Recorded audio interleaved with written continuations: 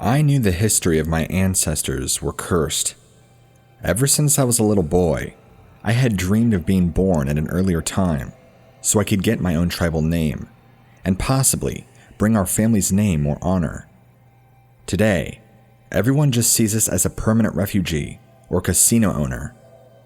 My family's past is complicated and a difficult one. I always try and ask my grandmother or great-grandmother why that is. They would tell me tales that have been passed down from our ancestors since the late 1700s. My grandmother tells me not to bother my great-grandmother with such foolish questions from her childhood, simply because there's no way in her old age that she would ever remember them. Unfortunately, my great-grandmother has come down with dementia. She has her good days, and she has very terrible days. One day, I had come over to spend time with my family, and she began having one of her episodes. She walked around the house, speaking in the way of the old tongue, in which I had no idea how to speak. Our family got somewhat lazy in passing on the tradition of our language. I can make out a few words, but not many. However, one that I could pick up that she repeatedly kept saying was monster. My grandmother took her to her bed because she needed rest. I stayed the night at the house because I wanted to make sure she was all right. I checked in on her later and asked her if she was okay. She said that she was, and I asked her what monster it was that she was talking about. She said that she would tell me, as long as I promised not to tell grandmother that she told me. When she was a little girl, growing up with our ancestors and our tribe, she would occasionally get into trouble and sneak out of the village a lot to explore the woods and the wildlands around the area. She remembers that when she was younger, her mother would take her out back to forage for berries. She remembered that berry patch as having the sweetest berries around. Those were like candy for her. When she knew that she wouldn't be spotted by anybody, she would sneak out of the berry patch and eat some of the berries and play with her doll there. One day, when she was out there, she noticed a rather large fox skulking about. She gasped and ran, but the fox was more afraid of her than she was of it, and it too ran away. Thinking she was safe, she stayed there and continued playing with her doll and eating berries. A while later, one of the adults from the tribe found her there. He was a tall man that wore a fox pelt over his shoulders. He must have found the fox from earlier and skinned it. She snuck out again the next day, and for a while, that became her normal routine. She had told her mother and father that she was playing with some of the other younger children, and that she would sneak out to the berry patch. When she went out to the berry patch this time, all the berries were gone. She kept going through the patch until she found more, but she could not find any. She walked farther and farther away from the village, and before she came to a clearing, she saw that man again. The man that had killed the fox the other day. He still had the fox pelt on his shoulders, but what came next, she did not expect. Right before her very eyes, he transformed. This large man became this rather large fox, the same fox she saw the other day. His large forearms turned and formed into hind legs and paws. His legs shaped backward and became strong hind legs of the fox. He was now hunched over, and fur was growing all over his body. Large orange fur tufts came out of his body like weeds. She could only see him from his backside, and then he began looking around to see if he could spot anything. He was facing away from her until she caught a glimpse of his bright yellow eyes. They searched the tall grass for signs of watchers, turning ever so slowly towards her. She could see his entire body now, and this was no ordinary fox. This was probably 3 times bigger than a normal one. His paws were the size of large rocks. His white chest and underbelly, still toned and cut from human form. She said his body looked so strong you could shoot an arrow at it, and the arrow would break. His arms and legs were clearly defined and muscled from numerous previous hunts he has probably been on. She noticed his nose was moving oddly. His nose was twitching trying to smell something. The more he turned her away and kept smiling, the more she realized he was smelling her. The creature started taking low, prowling steps towards her, and it spotted her. It was now hunting her. She knew if she didn't run, it would get her. She stood up and ran as fast as she could through the tall grass and cried out for her mother and father, over and over, hoping that somebody would hear her. This beast, this monster began chasing her, but not quick enough to catch her, just quick enough to stay on her trail. Whether that was intentional or not is unknown. She ran past the empty berry patch and continued to cry out for her mother and father, screaming the word monster. She made it out of the berry patch, but by that point, it was too late. The beast had pounced on her. It ravaged her clothes, trying to bite into her, when a spear came over and struck the beast in the head. It cried out loud and took off into the tall grass. A hunter from the village had saved her. Her mother and father were mad that she took off, but were relieved that she was saved by that hunter. After that day, she never ventured out of the village again alone, in fear of seeing that terrible beast shapeshifter. Obviously, shapeshifters are a huge part of my ancestry and legends, but sometimes what we think of as tall tales are more than just that. There is truth to them. Had that hunter not saved her that day, that man-beast would have taken her.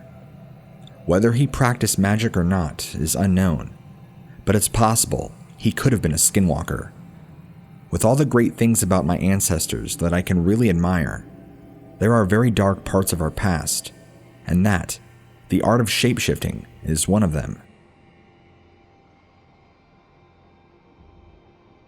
I would have to say that growing up in the age of strong men, beasts, and evil, it would be hard to scare somebody like me.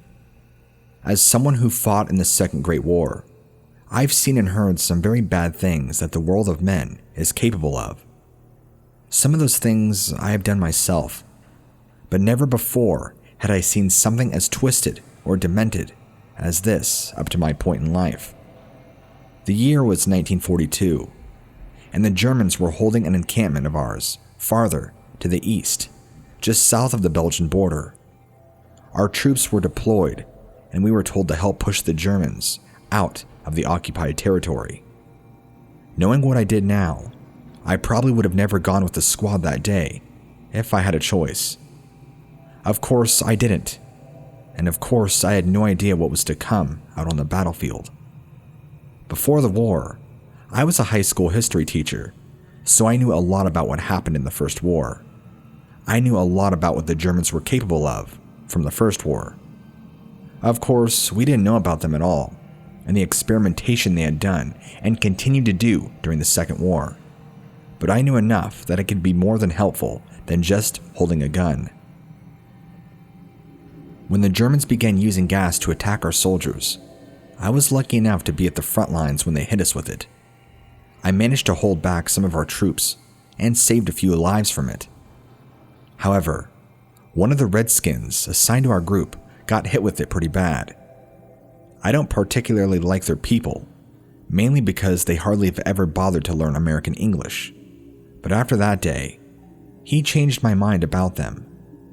He began choking on the gas profusely, and all I could do was hunker down behind a building and wait for the gas to clear so we did not get shot down. The Germans were brutal. After they sent the gas in, they retreated, so those who got hit could suffer. Everyone but he died. He was choking on the gas, trying to breathe, when all of a sudden, he stopped. I sighed, feeling bad that another one of ours had died, and then I watched as he stood up from where he was, picked up his rifle, and charged at the enemy like nothing at all had happened. I'm not sure if anybody else saw what I saw, but I knew we couldn't go after him as the gas was still lingering. We were told to pull back for the night, and by the morning, we would pick it up again and try and take that part of the city back. When morning came, I packed up my gear, and 3 of us went to do a perimeter check to make sure it was safe to roll out. Only us and 2 other squads had made it. There were about 20 of us between the 3 squads left and 12 or so missing or MIA. We cleared the perimeter and were ordered to push on slowly while we waited for reinforcements from Belgium. What we saw, I don't think any of us could have believed. The Germans had made an encampment at the edge of town, waiting for us. It funneled into 2 large streets at the end, with 2 or 3 machine gun nests pointed at us. I thought we were goners, but what really stuck out was how much blood there was everywhere. Dead Germans laid everywhere, some over sandbag bunkers, some by the sides of the buildings, some in large piles that had been set on fire. It was giving off a slight red hue as the smoke trailed into the sky. I can remember it clearly. As we neared the machine gun nests, we found that all of the guns were broken and destroyed in some way. On further inspection of the dead German, it had looked as if their throats had been torn out or had been stabbed in the chest, but not with a blade. It looked as if these enemies were all attacked by a bunch of wild animals. There were at least 40 or 50 dead, a sizable force with a large amount of firepower. As we cleared the area to make sure all the Germans were dead, which they were, I came across one man who had been torn to shreds. Not by what looked like an animal attack, but by gunfire. It was the Redskin. He lay partially naked, with only his torn pants covering him, painted by his own blood, and what must have been the blood of others as well. I inspected him, and he was shot 3 times in the chest. That must have been what killed him. I thought the Germans must have taken him after he ran off, and he was killed by whatever else had killed the Germans. I started to pick him up so we can take him back to the sent home to his family. But when I did, his jaw fell open and somewhat large pieces of something fell out of his mouth. I picked it up and it was covered in blood, and I began wiping it off. It didn't look like something that came from his body because a piece of it shined. When I finally got done brushing it off, it appeared to be a piece of dog tag with German writing on it. It was him. He must have done all this. When I thought I was going crazy, I checked under his fingernails, and there were pieces of dried, bloody flesh underneath them. I freaked out. I dropped his body and began to turn away and run when my sergeant had stopped me. Panicked, I told him we had to warn command about the others in case of other Redskins were capable of doing the same thing. He told me that I wasn't to say a thing to anybody and reassured me that the Redskins, as I so called them, was a hero, that he put his life down and saved us by killing so many of the enemy. Knowing that command wouldn't believe a word of what happened there, he ordered us to burn all the bodies and told me to burn his especially, so nobody but he or I would know what happened that day. After we had finished that, he was to report it back to command as a friendly pilot, but it helped us out during the night, and it hit all of their soldiers so we could press on. I didn't find out till much later in life, when the internet was made, that he was what they called a skinwalker. I had never been honored to know such a man in all my life. I knew him only a short while, but he was one of the bravest men I ever knew. I wouldn't learn this until much later, but back in that time, the military was deep into exploring capabilities with bioweaponry, bioexperimentation, and soldier enhancement.